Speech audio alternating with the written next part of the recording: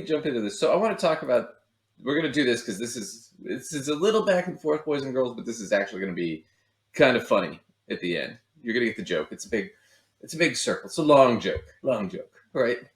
It's the that goes into a bar joke. So I want to talk a little bit about. Okay, so right now with student loans, right? The Biden administration did the debt forgiveness. It was I think it was the Eighth Circuit, which is a very conservative court, mostly Trump appointed court. They put a postponement on student debt relief. Okay. Student debt relief is one part of what the Biden administration did. They're actually putting more money now into colleges. So colleges now have to cap what they can raise tuition by, which is great news. So they're going to make it more affordable for kids to go to school. And they're going to continue to slowly do that and get it back to a point where the government mostly funds it, right? So you're not having to take out as much in student loans, right? I'll give you a great example. My mother works in higher ed, and years ago, she worked for a college. I'm not going to say which one, but when she started there, she was the dean of admissions, and her budget was 70% of her budget was state funded, federally and state funded when she started. 7 years later, 16% of her budget was federally funded. And what did they do? They started having to tack on fees and raise tuition to cover the cost. That's where you got screwed as a student. Was the government cut all that money, right? They really should just be giving it to the colleges directly, and they're doing that. But the big highlight was the student loan relief, and this got postponed mainly because of a lawsuit. And if you go through the lawsuit from the Eighth Circuit, there's zero in the. I mean, there's not even a word in there about why they're postponing it. They're basically just saying, well, it's a big thing, so we're going to kick it up to somebody else. There's no argument for why. They didn't even examine the argument. They're just saying it's too big for us. No, it's above our pay grade. It was kind of their thing. It's like, dude, you're at the Eighth Circuit Court. It's above your pay grade to make a decision. I mean, come on. So the Supreme Court's going to hear this in March. I'm not super optimistic, considering the Supreme Court has no problem taking away rights from women with no argument at all. So yeah, I don't know how optimistic I am that the debt relief is going to go through, but we'll see. You never know. But right now, the debt relief has been postponed. Now, I'm going to bring in, there's Christina Ellis and Dave Ramsey taking their gloating lap. See, you're not going to get debt relief. The government sucks. This is their little gloat moment. You're going to love it, Lace. It's going to feel good. And it already feels. You see the face I'm making? Yeah. This is how I already feel about it. Yeah. You're like, yeah, I guess we can have sex tonight, honey. That was the face. Yeah. Yeah, it's okay. Christina Ellis always looks like that. I'm going to be washing my hair. Yeah. Well, I'm just hurt that I wasn't invited to the big hair washing party. So, anyway, they're going to take a big lap, but here's what they're bitching about. So, what happened was the government had subsidized part of the management of the student loan stuff to a third party, to a private company. And this company screwed up, and they sent out 9 million emails telling people they got relief. And some of them didn't even apply for relief. They didn't. So they're kind of gloating about that too. See, oh, what a big F up that is. And it is, don't get me wrong, but they're going to gloat about it. But I want to talk about this because this ties into what we were talking about earlier. Education and work ethic. Why were there even emails sent out in the first place saying they've been approved when this hasn't passed? This program hasn't passed. It's not in action. Why were 16 million people, quote unquote, approved? Okay, so that was Christina Ellis. Real quick, I just got to pause for 1 sec. She is Dave Ramsey's college education expert. And she's asking, why were those emails sent out? why was this sent out? Well, I just explained it to you. The third-party company screwed it up. It took me literally 1 minute to look that up. In fact, it really didn't take me that much. It popped up on my phone. I'm like, oh, that's an interesting article. But the college education expert for Dave Ramsey can't figure out why that happened. Oh, you know what? Let's take this one step further. I'm pretty sure on that huge staff of theirs, they have people whose jobs it would be to do varying types of research on these items that they are discussing. So not even just her individually, sure her too, but like, where are the people who are supposed to be looking this stuff up and checking out like the ins and outs of sort of the current event situation so that they know what they're talking about? I mean, Right. you and I, and a search engine. Yeah, pretty much. Yeah. But I want to close. That's the problem when you're an autocratic transactional leader, as Jamie Dimon had put it earlier. Nobody's motivated. Just whatever. I don't care. I don't care if Christina sounds like an idiot. It's not like I'm getting paid anymore.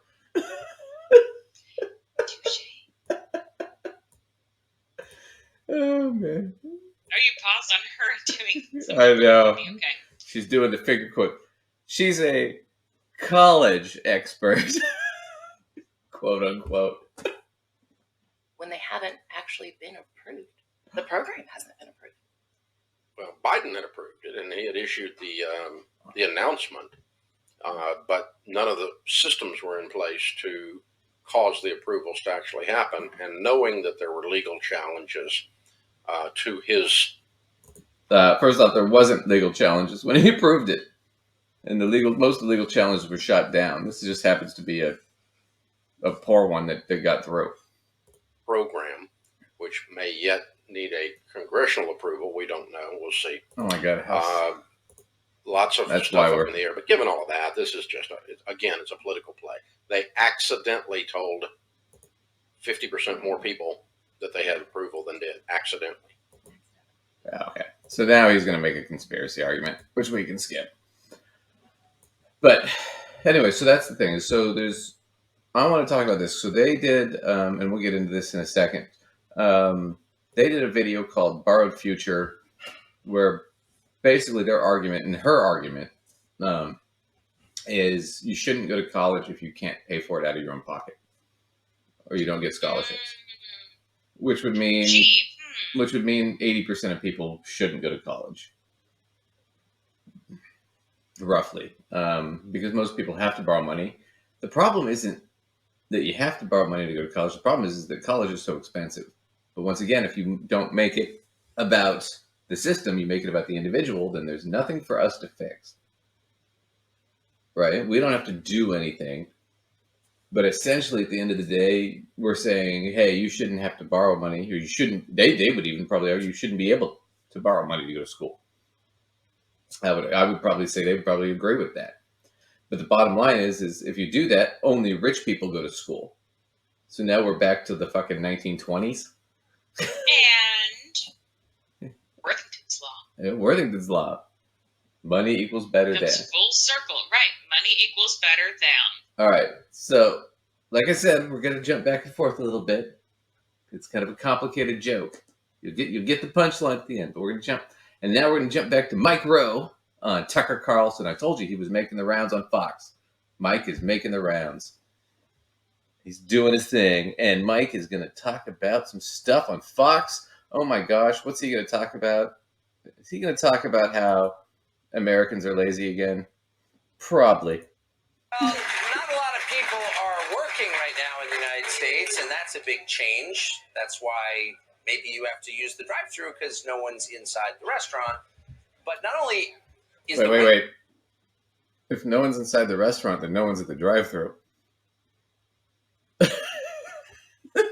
Is that just me, or? I think he meant customers. Oh, okay. No, he said no one's working. So if no one's working at the restaurant, there's nobody at the drive-thru. Oh, okay. You know what? I interpreted him as okay. Yeah. Yeah, it's hard to pay attention. Maybe. He just asks a lot of stupid questions. Why is it that nobody's working at restaurants? Why is it that my wife won't look at me? Maybe we're changing. Our attitudes toward work are changing, and a lot of people seem to have contempt for work. All of a sudden, signs are everywhere. You probably noticed them. Mike Rowe has spent a life thinking about work. He's host of How America Works on Fox Business Network. He joins us on the set of Patriot Awards, of course, the immortal host of Dirty Jobs, and I think our most frequent and popular guest. Anyway, thank you so much for coming back, Mike Rowe. Obviously, you have noticed the change in attitude toward work. Some people sort of mocking the idea of work.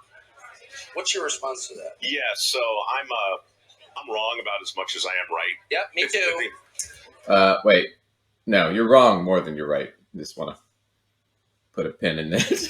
And it's for that reason I hate to say I told you so out loud ever. Yep. But for 15 years, my foundation has been talking about this slow sort of unraveling of what we loosely call work ethic, whatever that means. Yes. Right? And now between He doesn't Nick know what it Eberstadt's means, work, and we're talking about it unraveling. Yeah, it's unraveled. I don't know what it is. I just know it's unraveling. Right? Oh my gosh.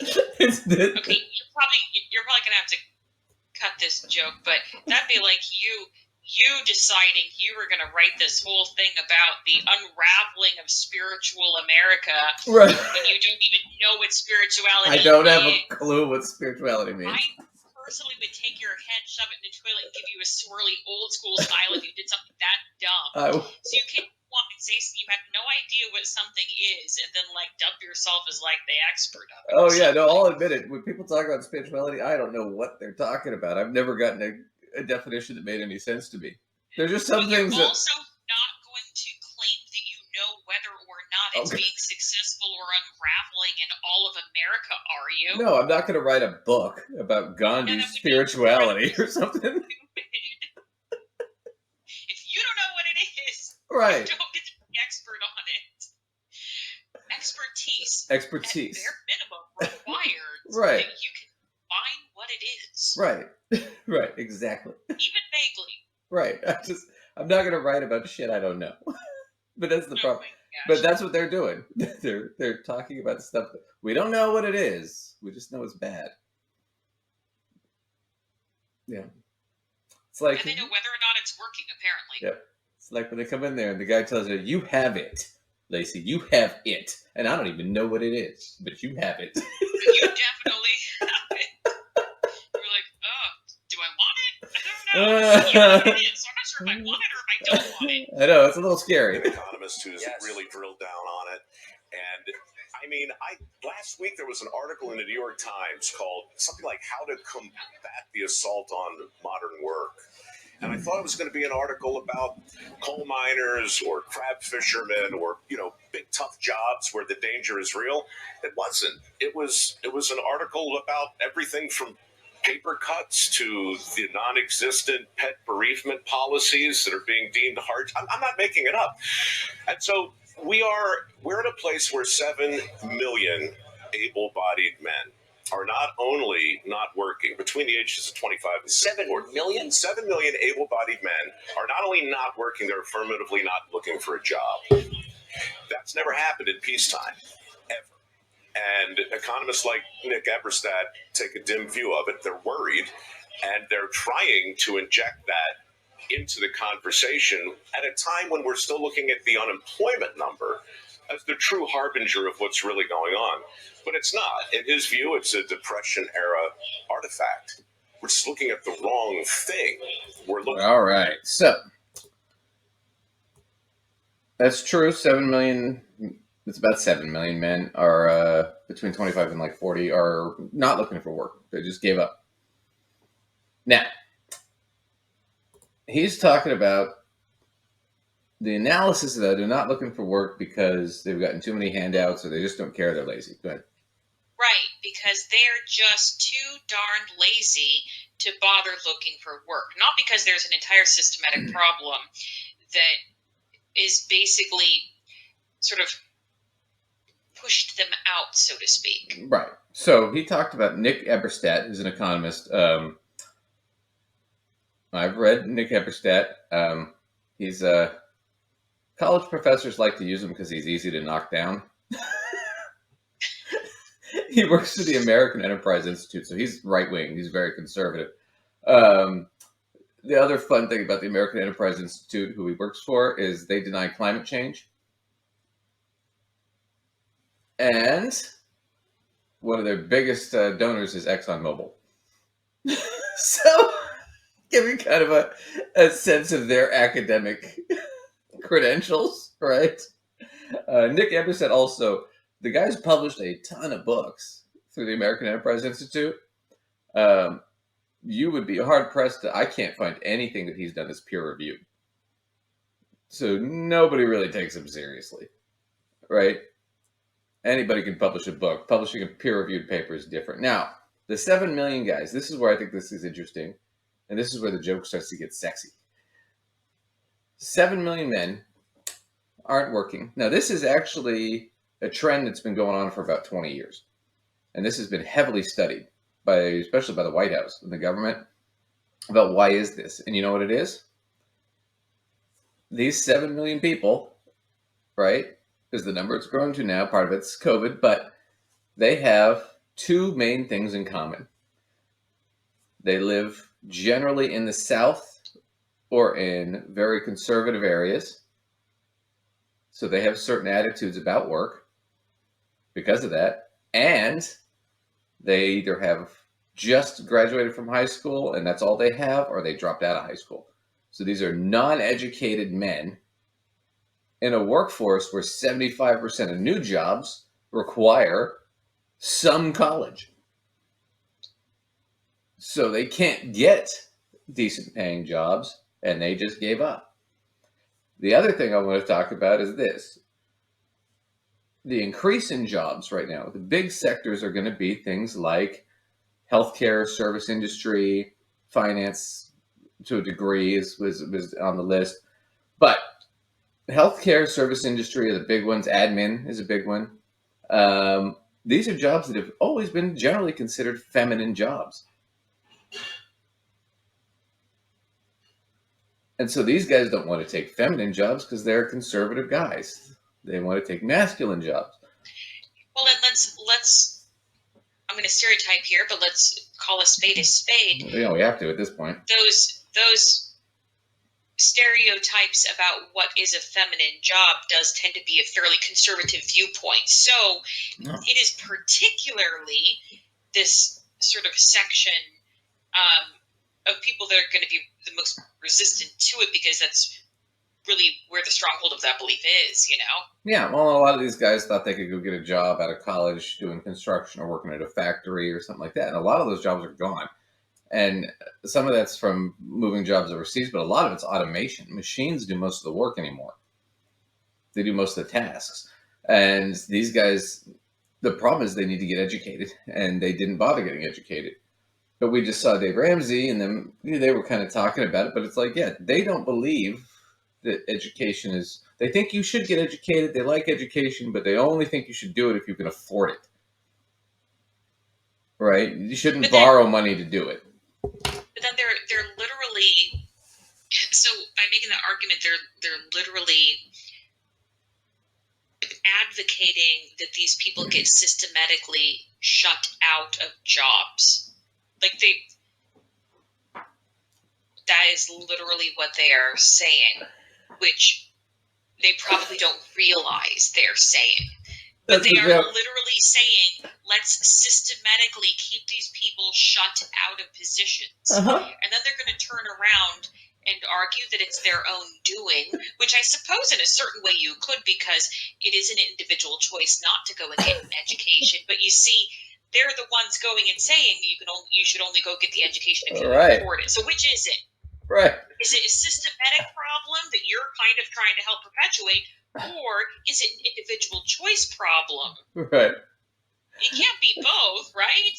Right. Well, that's the thing. So, but it seems like they're kind of on team. It's both at the same time and don't even realize it. Oh, brother. So just for a fun bit, that's the joke. And if you're somebody like me who took a lot of history in college and political science, you've read Thomas More, you've read Utopia, right? If you haven't, I'm gonna boil it down. So Thomas More was a big political science philosopher. Um, in when was he born? 1779. He was born, so early 1800s, 19th century, right? And he was Irish, and you had a lot of people out of Ireland and Scotland that were philosophers publishing these works. And I know a lot of the Enlightenment period gets attributed to the French, but a lot of it came out of Ireland and Scotland. And a lot of it was because the French were asking, well, why are all these great writers coming out of Ireland and Scotland, like More and I can't think of them all, but there's a ton of them. And the reason was because Ireland and Scotland started some of the first public schools in Europe. So these peasant kids that normally couldn't read and write were now getting educated. And oh my gosh, apparently a lot of the peasants are smart too. Who would have thought? Who would have freaking There are thunk smart people all over the place. We've said it several times. Talent is everywhere. You just got to develop it. It's all over the place. Right. And unfortunately, sometimes people get systematically shut out of their ability to fully develop those talents. Right. There's opportunity everywhere, but they screw. So Thomas More wrote so in his book Utopia, he wrote an interesting thing, and that's the whole joke today. And we kind of ripped off Thomas More in this joke. He wrote a thing about, so if you're a king or a leader and you create a system where the people are starving because you're overtaxing them or forcing them to pay too much, and then they turn to crime and thievery, and then you have to arrest them and execute them for crime and thievery, aren't you just creating a society of thieves and then having to punish them for what you made? You've created the problem, and now you're bitching about the problem. Right?